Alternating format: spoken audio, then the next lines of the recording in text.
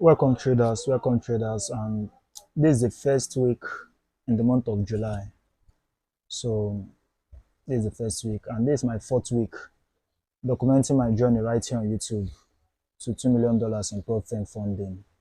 So I really had a very I had a good week though, although I'm in 1% drawdown. I had a 1% drawdown this week. Having taken a very good number of trades, more than my usual way of trading. Normally, I take within 3 to 5 trades at most in a month, in a week, sorry. But this week, I think maybe because I had like 4% profit last week, 5%, more than 5% profit last week. So that overconfidence now that came in this week. So this week I took total of 6 trades. I had 3 wins, no, 2 wins, 1 break even, and 3 losses. Um, that was how my trade this week. And you see this thing we call 8% profit targets on Profim accounts. 8% profit targets on Profim accounts.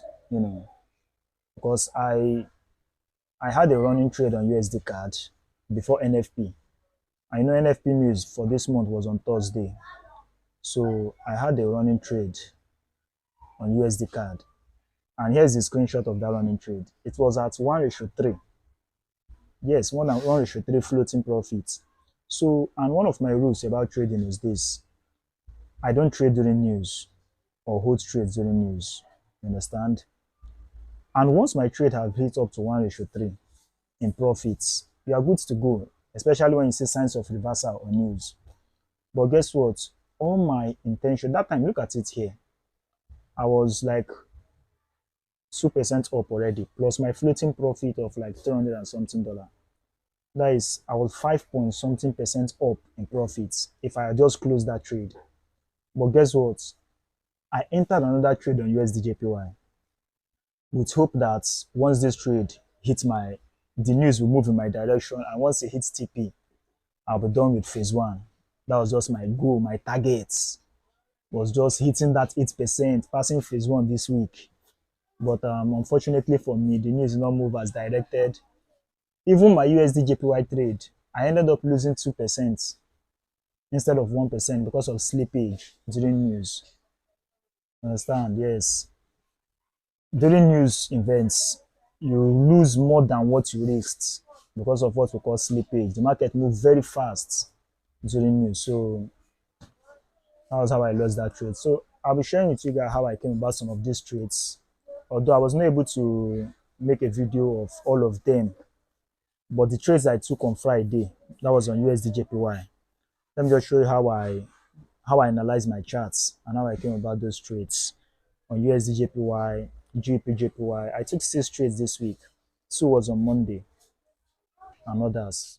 Hello guys, so this is Friday the 4th of July 2025, the last trade I'll be taking for this week. So this on USDJPY. So I'm looking at a buy setup forming on this pair. So here's how I came about this trade. Let me just zoom out completely. Right here, you can see that this is our trend line. This is a first touch, this was a second touch, this was a third touch, a fourth touch here, and a fifth touch of that same trend line. Are you getting me? Yes. So it finally broke out of this trend line from this level, coming back, giving us a slight retest here, fall a little and went back into that trend line, which gave us a clear confirmation that this breakout from this trend line, this breakout down here, was a false breakout. It was a false breakout. So since this breakout here was a false breakout, tried to retest, drop, then went back into the trend line. So I believe it's about to continue obeying the trend line and continue the uptrend. So right here, I'm looking at a buy setup. I'm seeing this as a bullish setup, you understand?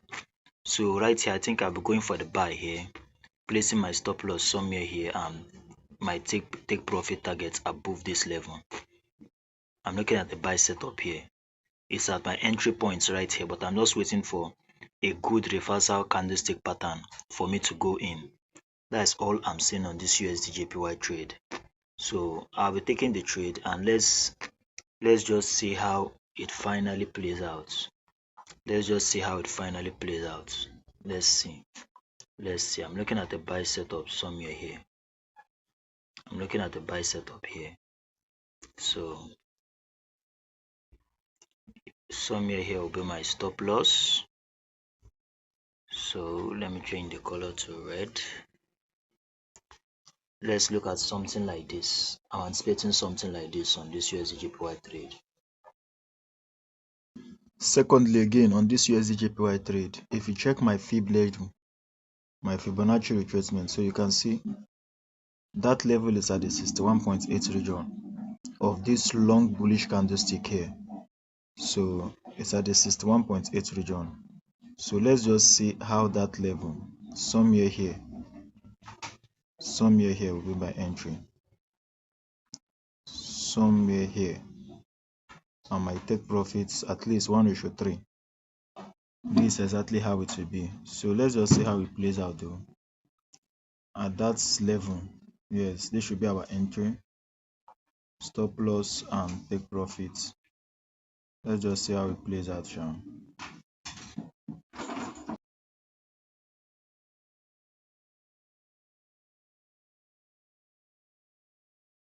That was how the USD JPY trade finally played out. So I don't want this video to be very, very long this week. Latest 10 minutes long, 10 minutes max. So I never recorded most of my trades this week. And that was how the trade played out for this week. That USD JPY trade, because I don't want to swing the trades to Monday. So I had to close everything. I closed it at 1:1. That is just 1% of what I risked. That is exactly what I risked. That was what I closed it at. $100 profits. That's all for the week. Because if I should swing that trade to Monday, funding is charged very high on swap. So I won't be surprised that by Monday they should be charging up to $50 for swap, because they'll be holding that trade for Friday, Saturday, Sunday till Monday. The swap fee is going to be too big, so I had to close everything down. And here is my PNL for the week. Here's the PNL for the week. So I'm negative $69, including swap and commission fees, which is almost 99 points, almost $100, which is negative 1%. So nothing spoil, nothing, no problem, no panic. Next week I'll go again, and this time around more careful. I've learned from my lesson not to be too anxious to pass the challenge, because that's the main reason why I'm in a drawdown this week, because I saw a floating profit. I should have been 2% up this week. That is almost remaining like 2% to pass my phase one. But due to I'm too anxious to pass phase one, instead of passing it, I ended up in a drawdown this week. But no problem. I'm still 3.3% up. Here's my current account balance now. And by next week, we'll go again in a more better way. So, and in case if you are new to this channel, I'm Chibueze Joshua, and I share forex educational videos here. I also document my journey right here on YouTube. So you can subscribe to this channel to see more videos like this.